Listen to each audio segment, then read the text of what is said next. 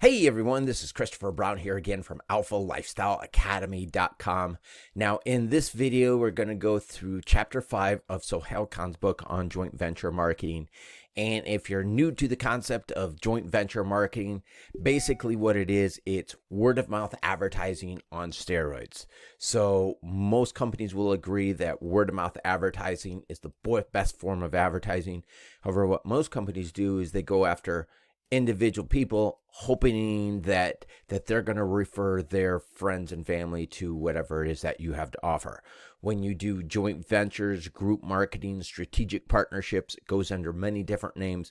What you do is you create relationships where existing businesses will refer their customers over to whatever it is that you have to offer. And some of the biggest companies in the world got started first, not by paying money in paid advertising, but by using this type of marketing, these joint ventures, this group marketing. And so you can, when you land a deal, you can do hundreds, thousands, tens of thousands, hundreds of thousands of new customers in a very short time frame. Depending on what type of deal that you are able to, you want to find people who have large scales of influences. So those are ideal, but if you don't have people that have large scales of influences, you're just going to find more people and more companies to create these partnerships with. Now, we're going to go through chapter 5 of Sohail Khan's book, and in this video, we're going to talk about what type of questions. Again, you want to find people that have large that have a large, big, however you want to put it, who are very influential over their marketplace. And so the more influential a person is, the less partners that you're going to have to find in order to reach your income goals. One of the examples that I always use is the Oprah Winfrey show. So when Oprah that's kind of a joint venture. So when Oprah would bring people onto her show and interview individuals, experts, different products. She did this with Dr. Oz, Dr. Phil, Robert Kiyosaki. There's so many people that Oprah created on her show, or the careers that she created because of her show. So we want to find those type of people in our marketplace. Now, but if we only have limited time here, so we go more into this at 90daymillionaire.alphalifestyleacademy.com, because when you find the right partnerships, you can make $1 million in anywhere from 90 to within 90 days to 365 days. So within a 3 to 12 month period, when you find the right joint ventures. So let's hop into this. This is questioning joint venture partners. The right questions to ask to find potential strategic partners. Okay. So again, what you want to do, if you find somebody that has a large, who is very influential, you're not going to have to find as many people. And most people turn away pretty much everybody that they talk to, and they only keep a few of those. And I don't like to do this. What I have seen is you build a network of 100 people. When most joint venture brokers, or however you want to put this, people who do joint ventures, right? When they do a deal like this, they'll talk to 100 people, ignore 95% of them, and then there'll be 5 of them that will make them their 6-figure per month income. Personally, I don't like to do that. I like to bring in all 100 people, because those 100 people are going to still bring you some new business. And like I said, out of those 100 and about 5 or 6 people, those 5 or 6 people will earn you a 6-figure per month income. But some of the other people that you bring in, that might add maybe another $20,000. So I encourage people to go after 100 people. And then obviously you still want to find those people, especially if you have already existing relationships with them. You do want to find those people who who have a big influence over their marketplace. So let's hop into this. I know I've been rambling now for a few minutes. So here we go. So after building rapport with your contacts, you should ask them some of the following questions, depending on the potential arrangement as well as the role of a possible joint venture broker in the deal. So number one, do you have all the names and addresses of your customers, or do you have mailing lists? So this is more or less talking about offline, but what you in today's market, you want to find, do you have a social media following? Are your customers on your social media?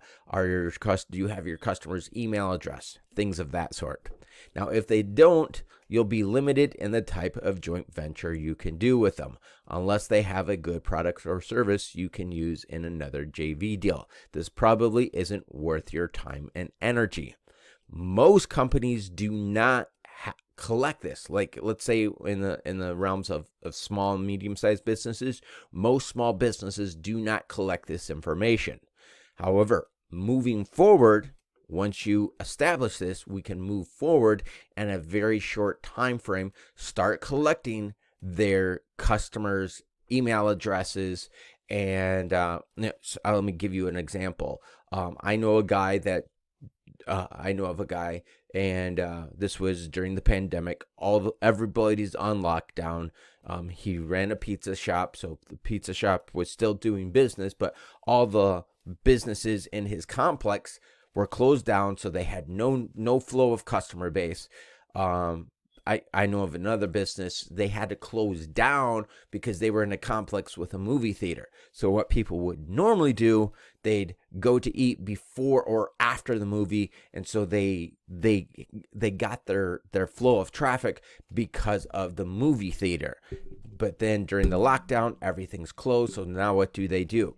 So in the case of this pizza shop, what they did is they still had some people coming in, and they started collecting their email address, and then every day they ran an early promotion and sent out an email to their customer base telling them about a special lunch. It was a pre-dinner sale. Call in, make your order, we'll have it available for you when you get out at 5 or 6, and you don't have to worry about dinner when you get home. So this pizza shop was spending money in Facebook ads trying to get people that way, but 80% of new business was coming from their email address.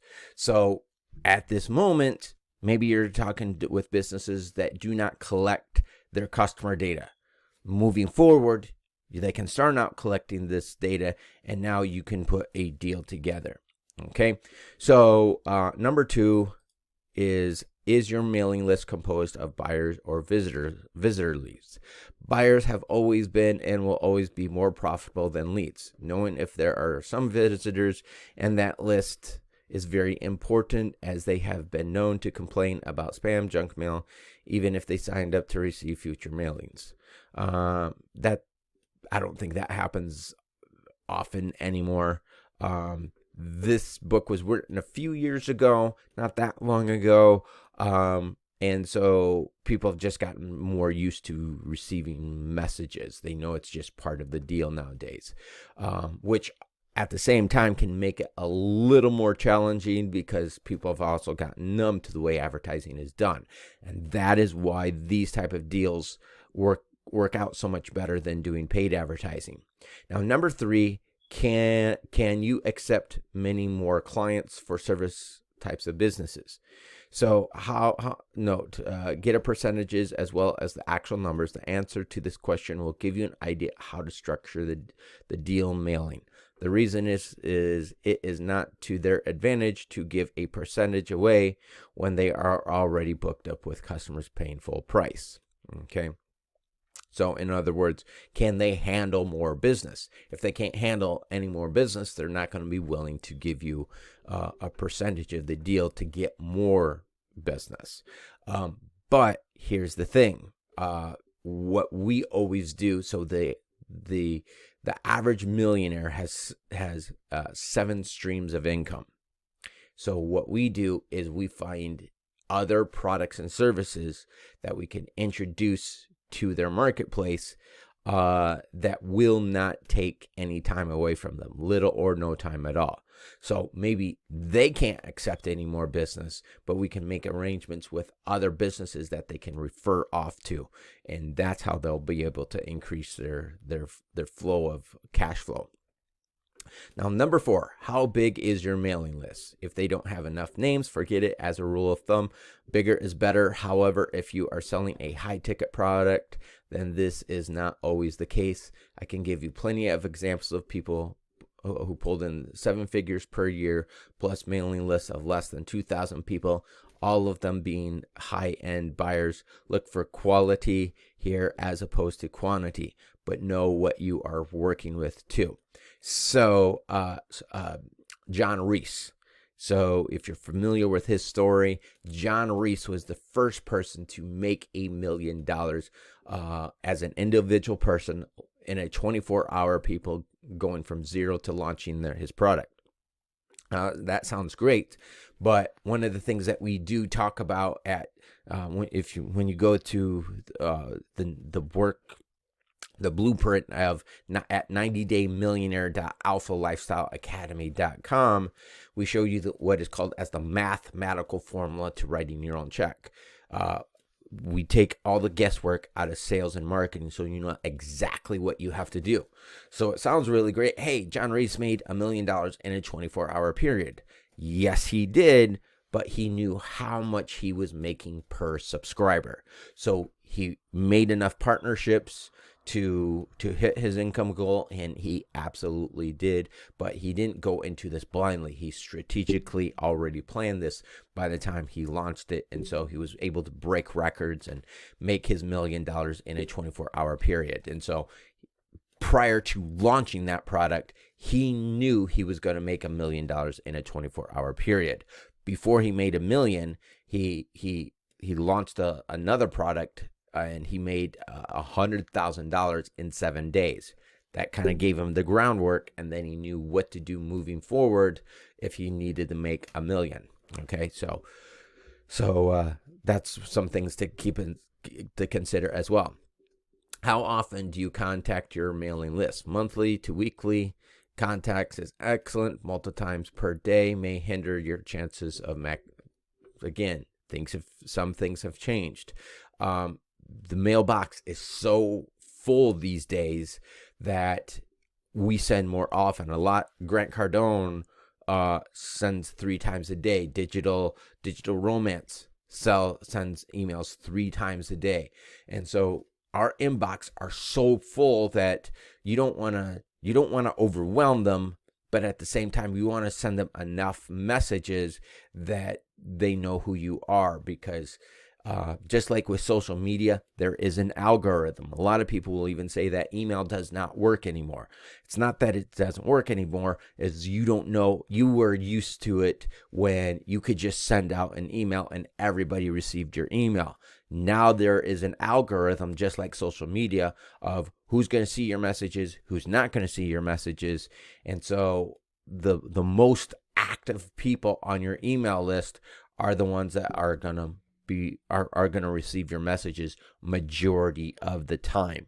And so you send multiple messages to those people, and you know, it will work out better for you that way, because they're again, like I said, there's an algorithm. Those are active customer base, and they love getting your messages. And so if they're getting 3, 4, maybe sometimes even 5 messages per day, they're not going to be tired out.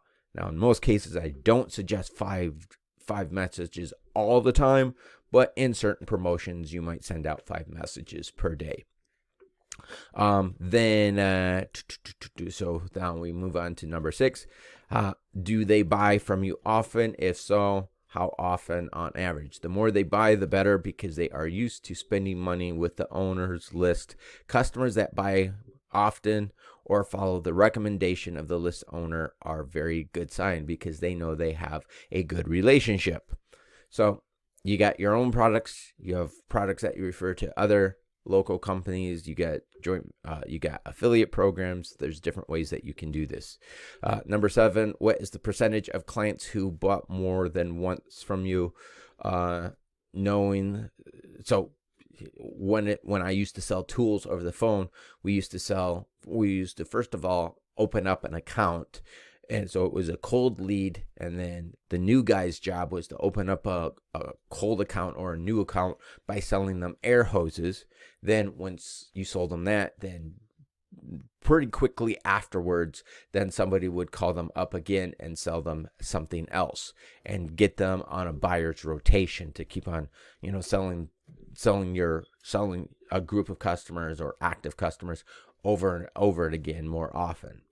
Okay, so knowing the percentage of repeat buyers is important. Gives you an idea of the relationship the prospect has with his customers, and tells you whether your potential partner is a savvy marketer that has the best customers, his best customers' best interest in mind. Now, number 8, when was the last time they bought something similar to what is offered in the JV? The sooner the better, but it is better to wait at least 3 weeks after mailing for a similar product before sending out yours. Again, certain things like this, because of the email and because of the way the marketplace has changed, is a little different. This book, I didn't look at the exact date, but this book was originally written when Sohail Khan started doing joint ventures. It was right after the Great Recession, so 2009, 2010 area. Then how much did they pay per product on the average in the past? That's not important as well. One of the things that we have noticed is people, one of the biggest mistakes. So I used to work for a $400 million marketing firm, even working with executives from billion-dollar companies at times. And the biggest mistakes that we saw is companies not offering a cheap enough product and not offering an expensive enough product. Because the more expensive your products and services are, the more trust you're going to have to develop. So you want to get them with a cheap and inexpensive product, get them to buy, deliver on that product, and then later, then as this relationship develops, then you keep on offering them more expensive products and delivering on that. And what you'll notice is people are willing to spend way more money to the same customer base, but just a higher level of service. Now, this, I understand this is an extreme example, but let's go look at like McDonald's. You start off with a $1 menu. What is it? A McFlurry or something, a 99-cent McFlurry.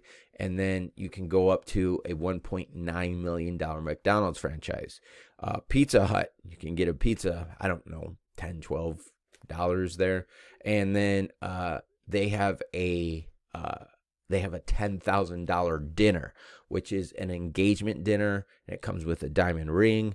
It comes with, they pull out all the strings for you, but it's, that's a higher end back end product. Starbucks has, you can go in and get a coffee, but then they have these very high end coffee makers, $3,000, $4,000, $5,000 for a coffee maker.